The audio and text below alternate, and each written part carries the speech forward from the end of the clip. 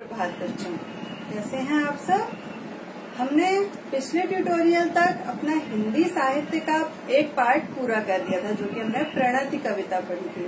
तो आज हम शुरू करेंगे अपना नया चैप्टर और आज हम हिंदी व्याकरण का शुरू करेंगे। हिंदी व्याकरण में हमारा अर्धवार्षिक परीक्षा के पाठ्यक्रम में पहला पाठ है पाठ 6 संज्ञा। संज्ञा किसे कहते हैं?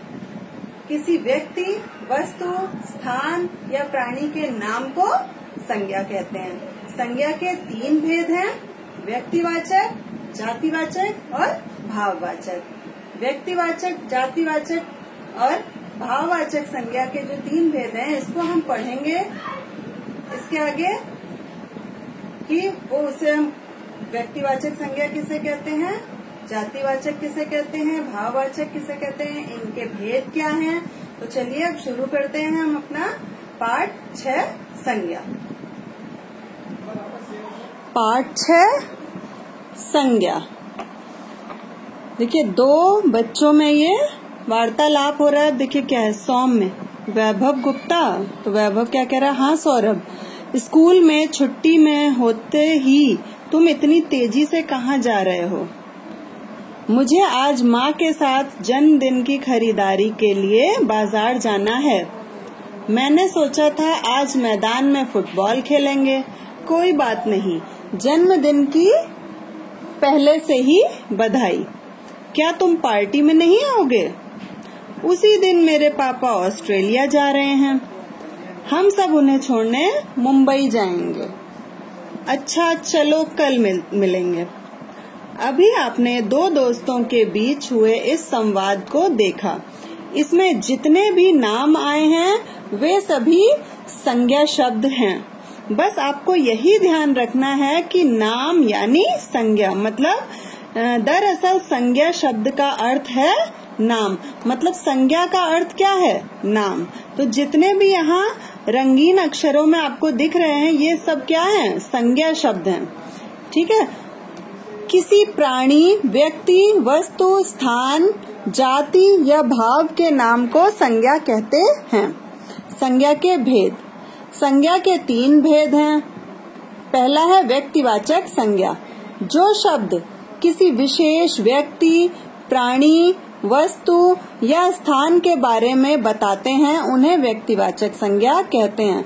मतलब किसी विशेष व्यक्ति, प्राणी, वस्तु या स्थान, इनके बारे में कहीं आ रहा है नाम इन चीजों का, तो वो क्या हो जाएगी? व्यक्तिवाचक संज्ञा। जैसे देखिए व्यक्तियों में सचिन तेंदुलकर, आदित्य, विभा, पंखुड़ी, मतलब क्या है? नाम है। कोई भी नाम होगा किसी व्यक्ति का तो वो भी व्यक्तिवाचक संज्ञा में आएगा। प्राणी में क्या होते हैं? कोई जंतु या जानवर। ठीक है, तो वो सब प्राणी में आ जाएंगे। वस्तु जैसे पुस्तक है, भवन है, जैसे महाभारत तक एक पुस्तक है, लाल किला एक भवन है, इमारत है, तो ये सब वस्तुओं में आ जाएगा। स्थान क्या है? जैसे दिल्ली, भारत, सिडनी, शिमला आदि, मतलब कोई देशों के नाम, जैसे मैं कह दूं कि भारत, अमेरिका, ऑस्ट्रेलिया, ये सब क्या हो जाएंगे? स्थान के नाम। और भारत में भी दिल्ली, कलकत्ता, मुंबई, ये सब क्या हो जाएंगे? स्थानों के नाम। मैं प्रतिदिन गीता पढ़ता हूँ। वह करोल बाग गया है। उसे बर्फी पसंद है। मैं शाम को अपने कुत्ते टॉमी को सैर कराता हूँ। अब देखिए जिनमें अंडरलाइन है, रेखांकित शब्द हैं, ये सब क्या हैं? संज्ञा है। गीता एक व्यक्ति का नाम है, करोल बाग जगह का नाम है, स्थान का, बर्फी वस्तु है और टॉमी एक प्राणी का नाम है, मतलब जानवर हो गया। ठीक है, लेकिन उसका एक नाम है। ठीक है, जैसे यहाँ पे क्या दिया है? घोड़े का नाम चेतक, महाराणा प्रताप के घोड़े का नाम था ना चेतक। ठीक है, और हाथी को हम ऐरावत भी बोल सकते हैं। तो ये सब क्या हो गए? व्यक्तिवाचक संज्ञा। अब दूसरा आता है जातिवाचक संज्ञा।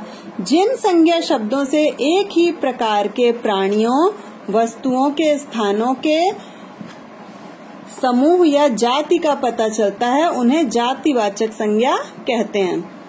मतलब किसी प्राणी, वस्तु के स्थान या समूह या जाति का पता चलता है उन्हें हम जातिवाचक संज्ञा कहते हैं। जैसे व्यक्ति में हम क्या कह रहे हैं? लड़का या लड़की है तो वो एक जाति है, लड़कों की जाति हो गई या लड़कियों की जाति हो गई या डॉक्टरों की जाति। सारे डॉक्टर, अब अगर डॉक्टर का नाम है तो वो व्यक्तिवाचक में आ जाएगा, है ना। अगर डॉक्टर बोला जा रहा है तो वो जातिवाचक में, क्योंकि सारे डॉक्टर्स की कम्युनिटी के लिए कहा जा रहा है, ठीक है। ऐसे ही प्राणी जैसे ऊंट, सब ऊंटों के लिए कहा जा रहा है, कोई एक ऊंट का नाम नहीं लिया जा रहा है। बंदर, सब बंदरों की जाति के लिए कहा जा रहा है, ऐसे ही तोता और मैना।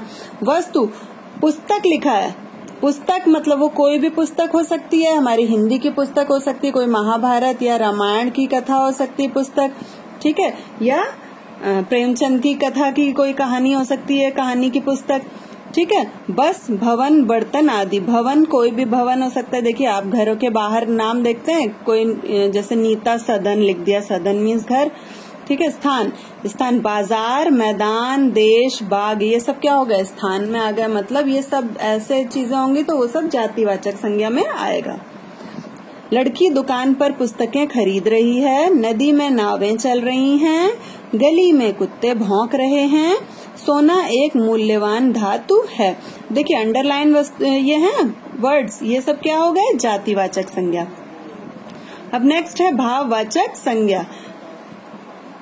जिन शब्दों द्वारा किसी व्यक्ति या वस्तु, स्थान के गुण, दशा, अवस्था, स्वभाव या भाव के विषय में पता चलता है, उन्हें हम क्या कहते हैं, भाववाचक संज्ञा कहते हैं। जैसे, अब जैसे देखिए क्या है, अब गुण, दोष, अवस्था या भाव, ठीक है, ये होंगे तो भाववाचक संज्ञा। गुण, दोष क्या, जैसे सुंदरता, कुरूपता, जैसे किसी की सुंदरता के लिए कहा जा रहा है कुछ तो ये उसका गुण हो गया, या कुरूपता बुराई के लिए, या झगड़ालू है वो, ये सब क्या हो जाएंगे, गुण दोष हो जाएंगे। मूर्ख है, योग्य है।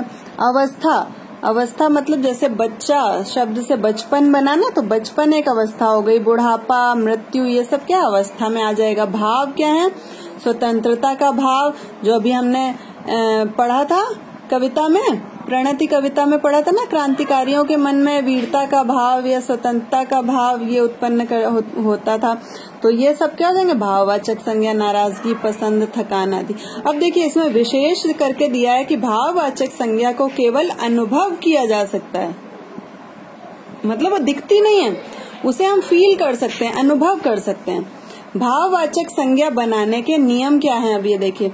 भाववाचक संज्ञा शब्द जातिवाचक संज्ञा, विशेषण और क्रिया शब्दों से निर्मित किए जाते हैं। देखिए इसमें संज्ञा है और सर्वनाम भी होता है, ठीक है, इसलिए मैंने यहाँ पे सर्वनाम ऐड कर दिया एरो बना के, आप भी अपनी पुस्तक में ऐड कर लेना ये, ठीक है। तो जातिवाचक संज्ञा सर्वनाम, विशेषण या क्रिया शब्दों से क्या बनते हैं, भाववाचक संज्ञा।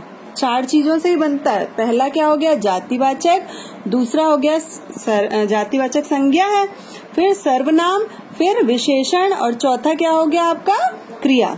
इन 4 चीजों से भाववाचक संज्ञा बनाई जाती है। देखिए कैसे, जातिवाचक संज्ञा से भाववाचक कैसे, जैसे दास, उससे दासता, स्त्री, स्त्रीत्व, लड़का, लड़कपन, ऐसे ही आप ये अपने पुस्तक से पढ़ लेंगे।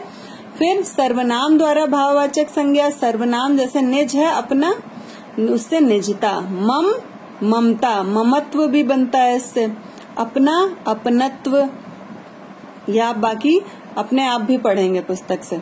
विशेषण द्वारा भाववाचक संज्ञा बनाना। विशेषण शब्दों से कैसे बनती है भाववाचक संज्ञा, चतुर, चतुरता या चतुराई या चातुर्य, कोई भी बन सकता है इनमें से। शुद्ध, शुद्धता, ठीक है। ऐसे ही ये सारे आपके विशेषण शब्दों से बने हैं, ये आप अपने आप पढ़ेंगे। क्रिया से भाववाचक संज्ञा निर्माण, मतलब क्रिया से भाववाचक संज्ञा कैसे बनती है, हारना क्रिया है तो उसकी भाववाचक संज्ञा क्या हो जाएगी, हार। जीतना, जीत, चिढ़ना, चिढ़, खेलना, खेल, ये सब क्रिया से बनते हैं। खेलना क्रिया है, उससे हम क्या बनाएंगे, भाववाचक संज्ञा की खेल, ठीक है। तो यहाँ तक हमने क्या कर लिया है, अपना चैप्टर हमारा यहाँ पे कंप्लीट होता है। हमारा समझाने का मैंने यहाँ तक आपका कंप्लीट हो गया, आपका भाग 1 में। अब हम अगले ट्यूटोरियल में पढ़ेंगे, इसके अभ्यास कार्य हम अपना करेंगे। उससे पहले आपका ये होमवर्क है अभ्यास कार्य की, अभ्यास कार्य आप सारा होमवर्क में करेंगे, जितना भी आता है आपको अपने आप करेंगे। फिर अगले ट्यूटोरियल में मैं आपको मैं आपको बताऊंगी। आप अपने जो बुक में कर रखा होगा मैच कीजिएगा कि आपने कितना सही किया, क्योंकि संज्ञा आप फर्स्ट या सेकंड क्लास से पढ़ते चले आ रहे हैं। ठीक है, तो ये आप खुद से करेंगे, फिर अगले ट्यूटोरियल में मैं आपको कराऊंगी। ठीक है, अपना ध्यान रखिएगा सब। तब तक अगले ट्यूटोरियल में मिलेंगे।